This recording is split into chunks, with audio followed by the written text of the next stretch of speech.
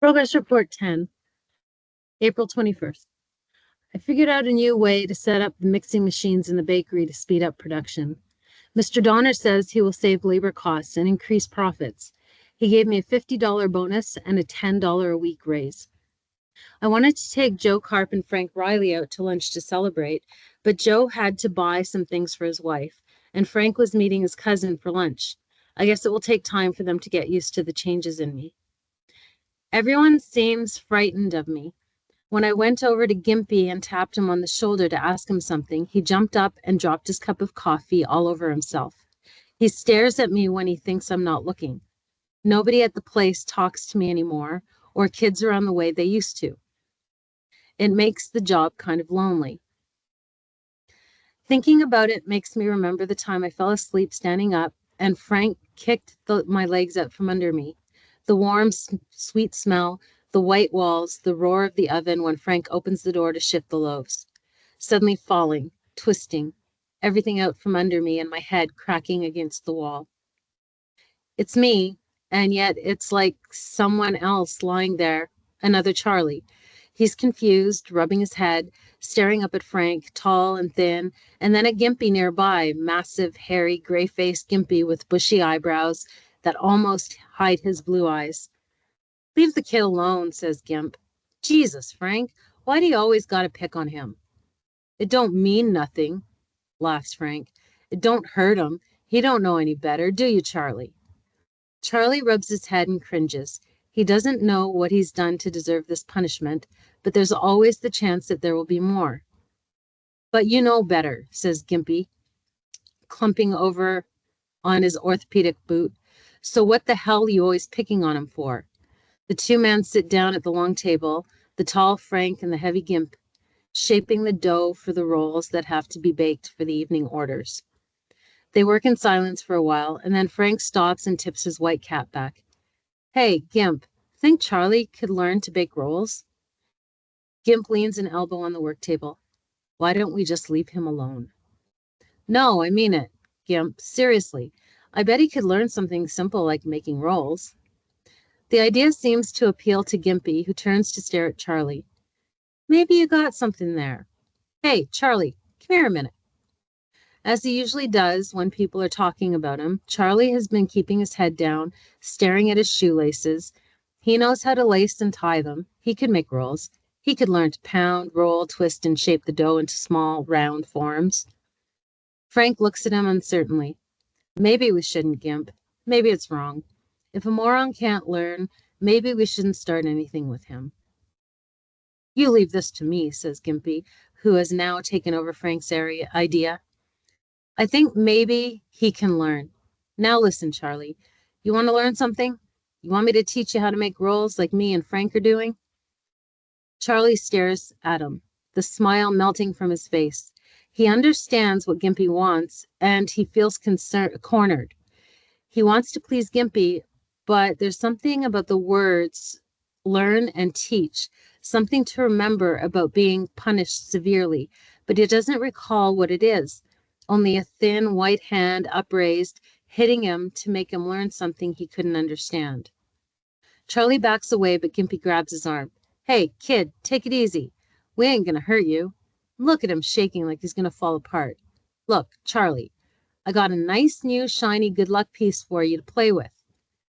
He holds out his hand and reveals a brass chain with a shiny brass disc that says Stabritz metal polish.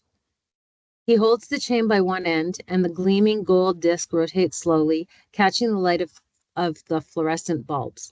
The pendant is a brightness that Charlie remembers, but he doesn't know why or what. He doesn't reach for it. He knows you get punished if you reach out for other people's things. If someone puts it into your hand, that is all right, but otherwise it's wrong. When he sees that Gimpy is offering it to him, he nods and smiles again. That he knows, laughs Frank. Give him something bright and shiny. Frank, who has let Gimpy take over the experiment, leans forward excitedly. Maybe if he wants that piece of junk bad enough, and you tell him he'll get it if he learns to shape the dough into rolls, maybe it'll work. As the bakers set to the task of teaching Charlie, Others from the shop gather round. Frank clears an area between them on the table, and Gimpy pulls off a medium-sized piece of dough for Charlie to work with. There is talk of betting on whether or not Charlie can learn to make rolls.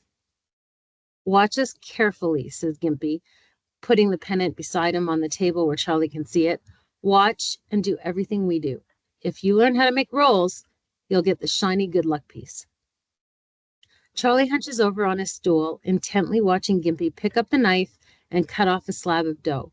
He studies each movement as Gimpy rolls out the dough into a long roll, breaks it off, and twists it into a circle, pausing now and then to sprinkle it with flour. Now watch me, says Frank, and he repeats Gimpy's performance. Charlie is confused. There are big differences. Gimpy holds his elbows out as he rolls the dough, like a bird's wings, but Frank keeps his arms close to his sides. Gimpy keeps his thumbs together with the rest of his fingers as he kneads the dough, but Frank works with the flat of his palms, keeping thumbs apart from his other fingers and up in the air. Worrying about these things makes it impossible for Charlie to move when Gimpy says, "Go ahead, try it." Charlie shakes his head. "Look, Charlie, I'm going to do it again, slow. Now you watch everything I do and do each part along with me, okay? But try to remember everything so then you'll be able to do the whole thing alone. Now come on, like this." Charlie frowns as he watches Gimpy pull off a section of dough and roll it into a ball. He hesitates, but then picks up the knife and slices off a piece of dough and sets it down in the center of the table. Slowly, keeping his elbows out exactly as Gimpy does, he rolls it into a ball. He looks from his own hands to Gimpy's, and he is careful to keep his fingers exactly the same way, thumbs together with the rest of his fingers slightly cupped. He has to do it right, the way Gimpy wants him to do it. There are echoes inside of him that say, "Do it right and they will like you." And he wants Gimpy and Frank to like him. When Gimpy has finished working his dough into a ball, he stands back and so does Charlie. "Hey, that looks great. Look, Frank, he made it into a ball." Frank nods and smiles. Charlie sighs and his whole frame trembles as the tension builds. He is unaccustomed to this rare moment of success. "All right now," says Gimpy. "Now we make a roll." Awkwardly, but carefully, Charlie follows Gimpy's every move. Occasionally, a twitch of his hand or arm mars what he's doing, but in a little while he's able to twist off a section of the dough and fashion it into a roll. Working beside Gimpy, he makes 6 rolls and sprinkles them with flour. He sets them carefully alongside Gimpy's in the large flour-covered tray. "All right, Charlie," Gimpy's face is serious. "Now let's see you do it by yourself. Remember all the things you did from the beginning. Now, go ahead." Charlie stares at the huge slab of dough and at the knife that Gimpy has pushed into his hand, and once again panic comes over him. What did he do first? How did he hold his hand, his fingers? Which way did he roll the ball? 1,000 confusing ideas burst into his mind at the same time, and he stands there smiling. He wants to do it to make Frank and Gimpy happy and have them like him, and to get the bright good luck piece that Gimpy has promised him. He turns the smooth, heavy piece of dough around and around on the table, but he cannot bring himself to start. He cannot cut into it because he knows he will fail and he is afraid. "He forgot already," said Frank. "It don't stick." He wants it to stick. He frowns and tries to remember. First, you start to cut a piece off a piece. Then you roll it out into a ball. But how does it get to be a roll like the ones in the tray? That's something else. Give him time and he'll remember. As soon as the fuzziness passes away, he'll remember. Just another few seconds and he'll have it. He wants to hold on to what he's learned for a little while. He wants it so much.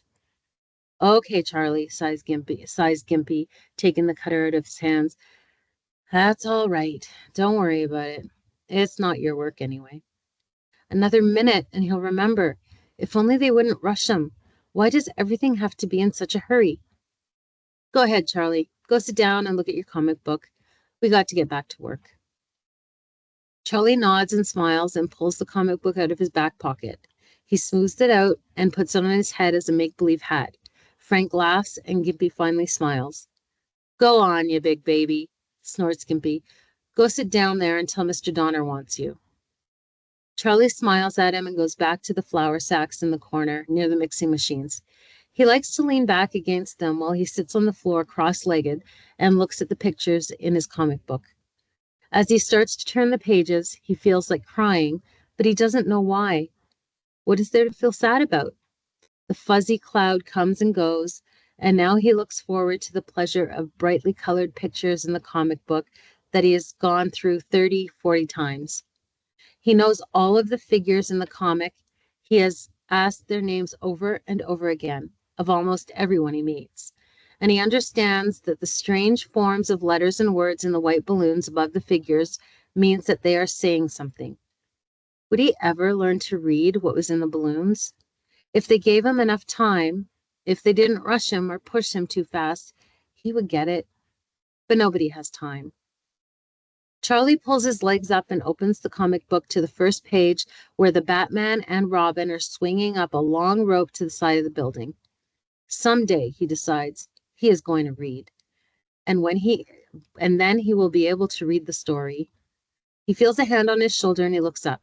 It is Gimpy holding out the brass disc and chain, letting it swing and twirl around so that it catches the light. Here, he says gruffly, tossing it into Charlie's lap, and then he limps away. I never thought about it before, but that was a nice thing for him to do. Why did he?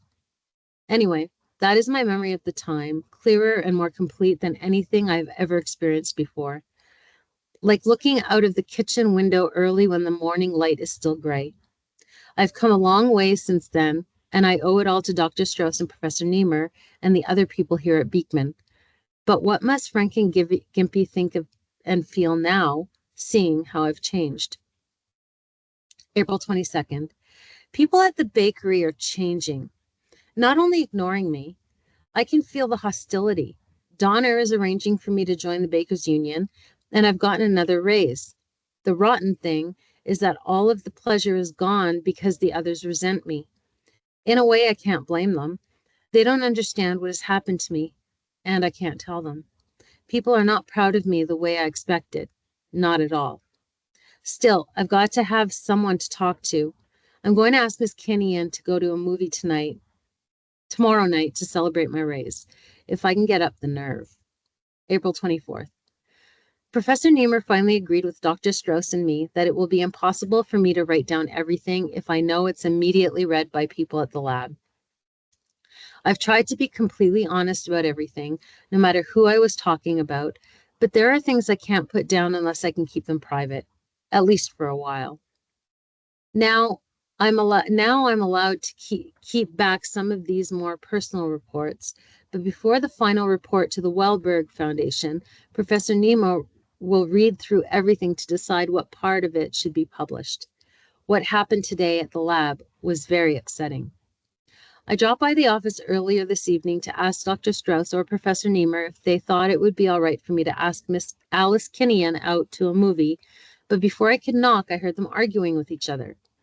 I shouldn't have stayed, but it's hard to break the habit of listening because people have always spoken and acted as if I weren't there, as if they never cared what I overheard. I heard someone bang on the desk, and then Professor Niemer shouted, I've already informed the convention committee that we will present the paper at Chicago. Then I heard Dr. Strauss's voice. But you're wrong, Harold. 6 weeks from now is still too soon. He's still changing. Then Niemer. We've predicted the pattern correctly so far. We're justified in making an interim report. I tell you, Jay, there's nothing to be afraid of. We've succeeded. It's all positive. Nothing can go wrong now. Strauss. This is too important to all of us to bring it out into the open prematurely. You're taking the authority on yourself. Niemer.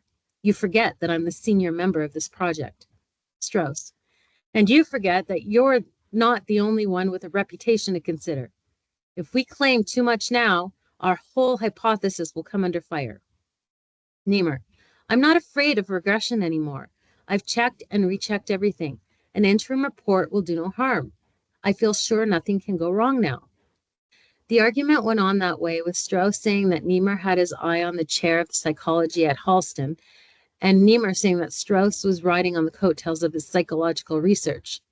Then Strauss said that the project had as much to do with his techniques in psychosurgery and enzyme injection patterns as with Niemeyer's theories, and that someday thousands of neurosurgeons all over the world will be using his methods. But at this point, Niemeyer reminded him that those new techniques would never have come about if not for his original theory. They called each other names: opportunist, cynic, pessimist, and I found myself frightened. Suddenly, I realized I no longer had the right to stand there outside the office and listen to them without their knowing it. They might not have cared when I was too feeble-minded to know what was going on, but now that I could understand, they wouldn't want me to hear it. I left without waiting for the outcome. It was dark, and I walked for a long time trying to figure out why I was so frightened. I was seeing them clearly for the first time. Not gods or even heroes, but just two men worried about getting something out of their work. Yet, if Niemeyer is right and the experiment is a success, what does it matter? There's so much to do, so many plans to make. I'll wait until tomorrow to ask them about taking Miss Kinney into a movie to celebrate my raise. April 26th. I know I shouldn't hang around the college when I'm through at the lab, but seeing the young men and women going back and forth carrying books and hearing them talk about all the things they're learning in their classes excites me. I wish I could sit and talk with them over coffee in the campus bowl luncheonette when they get together to argue about books and politics and ideas.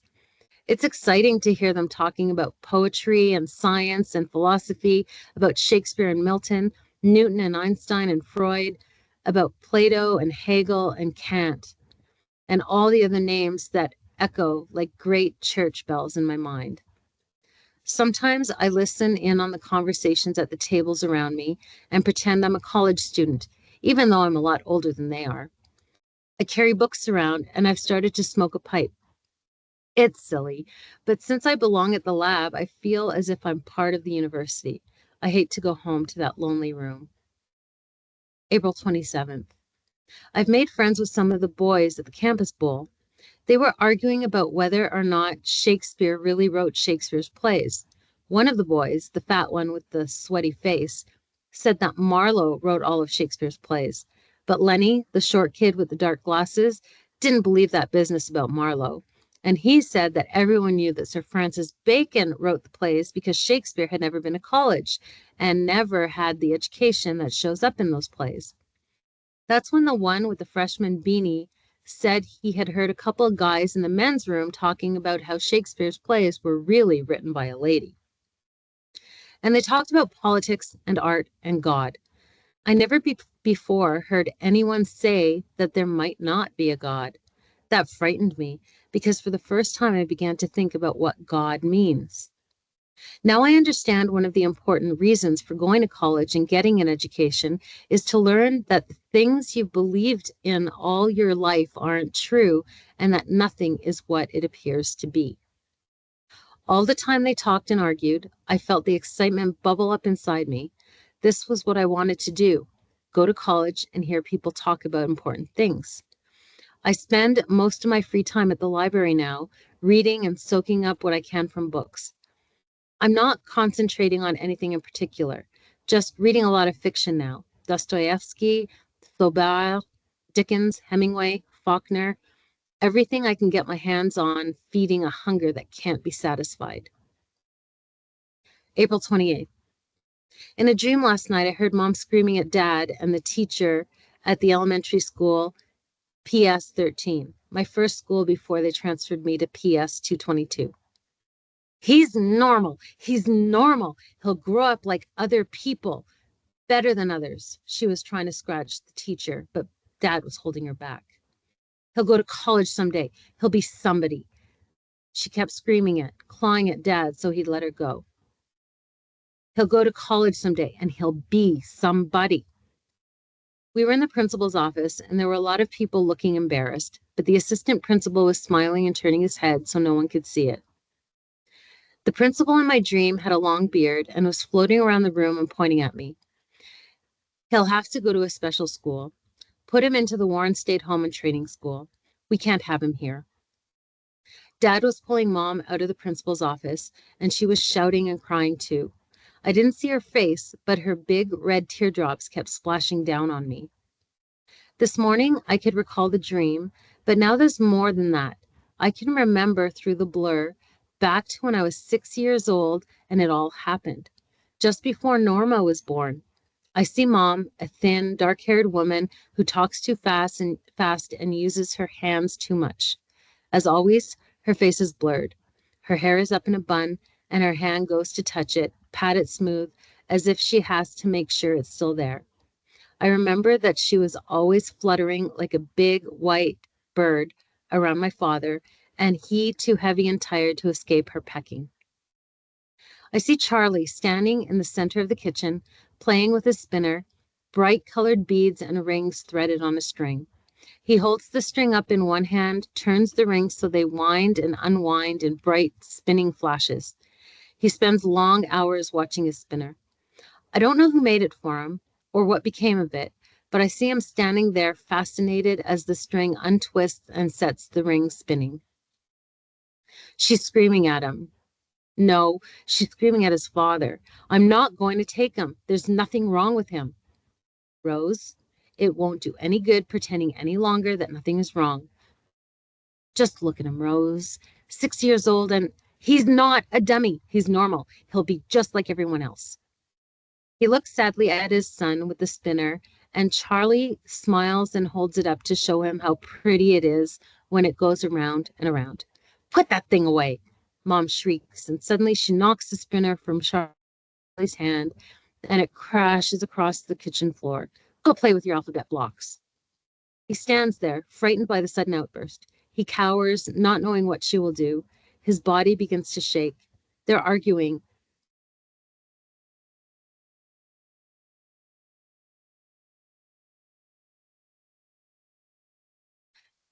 And the voices back and forth make a squeezing pressure inside him and a sense of panic.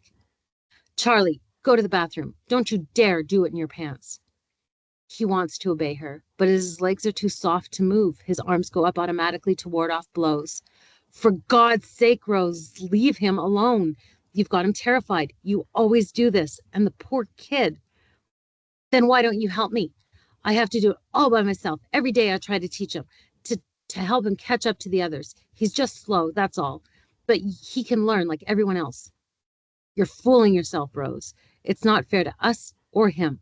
Pretending he's normal, driving him as if he were an animal that could learn to do tricks.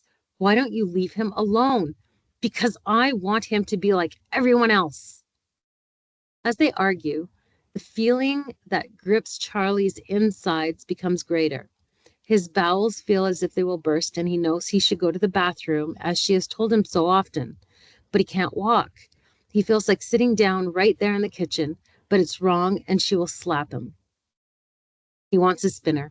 If he has a spinner and he watches it going round and round, he will be able to control himself and not make in his pants.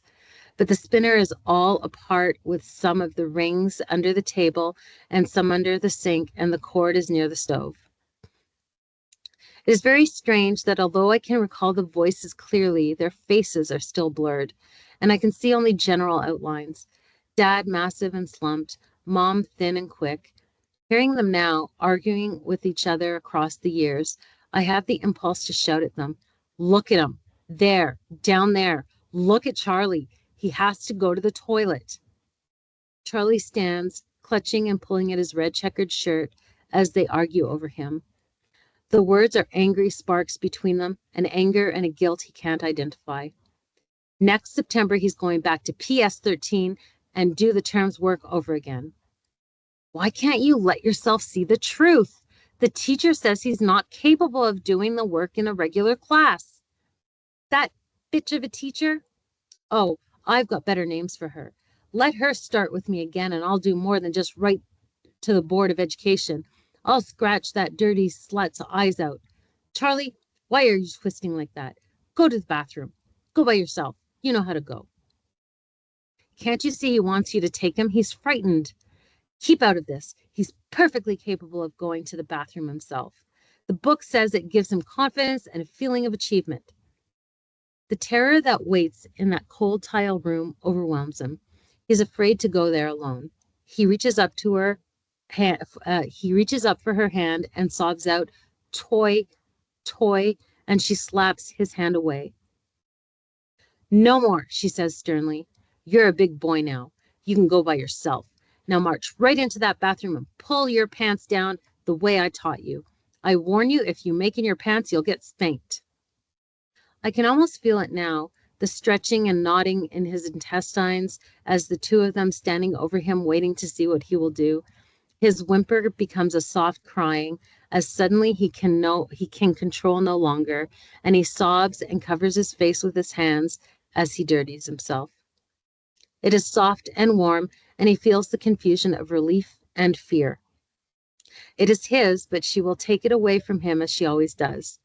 She will take it away and keep it for herself, and she will spank him.